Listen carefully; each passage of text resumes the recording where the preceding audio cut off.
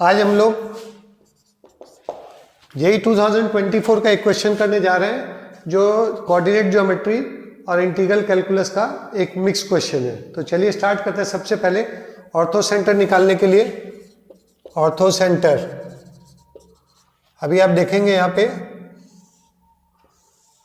ए को हम लोग मानते हैं 1,2, बी को मानते हैं 2,3 और सी को मानते हैं 3,1। कोई दो का स्लोप निकाल लेते हैं हम लोग।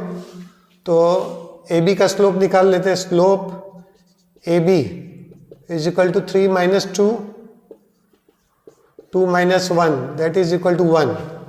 तो यहाँ पे आप इसका परपेंडिकुलर सी एफ, तो slope of C F is equal to -1 equation C F. तो आप इक्वेशन सी एफ निकाल लीजिए। y - 1 x - 3, therefore x + y is equal to 4। और दूसरा एक निकाल लेते हैं, इसका स्लोप ये हम लोग लिख देते हैं इसको e। Slope AC is equal to 2 - 1 1 - 3 that is equal to -1/2।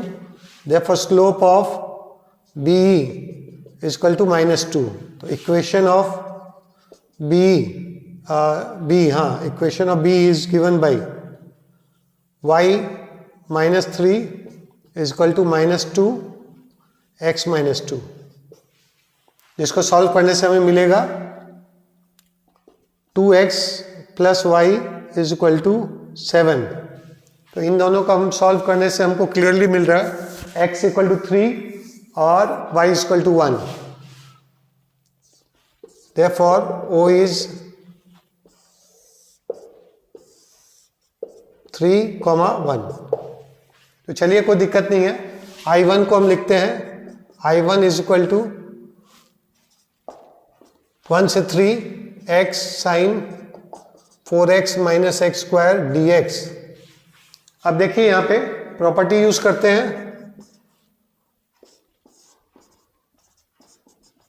क्योंकि यहाँ पे 4 है और इन दोनों को ऐड करते हैं तो 4 है। तो ये प्रॉपर्टी सबसे अप्रोप्रिएट यहाँ पे होगी fa + b - x dx। तो ये हमारा बनेगा I1 बनेगा 1 से 3 x की जगह 4 - x sin 4x - x² dx। तो देखिए जरा ध्यान से, यहाँ पे ये बनेगा हमारा 4, अलग अलग कर लेंगे। 4 × 3,1 sin 4x - x² dx और यहाँ पे -3,1 x sin 4x - x² dx। Property का यूज लगाते ही हमारा काफ़ी आसान हो गया। ये क्लियरली दिख रहा है यहाँ पे, ये I2 है। तो ये इसको लिख लेते हैं 4I2 माइनस, ये देखिए क्या है, ये क्लियरली ये यहाँ पे I1 है तो I1 ही लिख देते हैं I1। therefore 2I1 is equal to 4I2 which gives क्या लगेगा I1/I2। I1/I2 is equal to 2।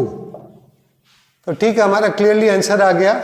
therefore 36 I1I2 is equal to 36 × 2 is equal to 72। ये ज़्यादा हार्ड क्वेश्चन नहीं था, काफ़ी आसान क्वेश्चन था। आशा करता हूँ आज का सेशन आपको पसंद आया होगा। लाइक कीजिए, सब्सक्राइब कीजिए। Thank you.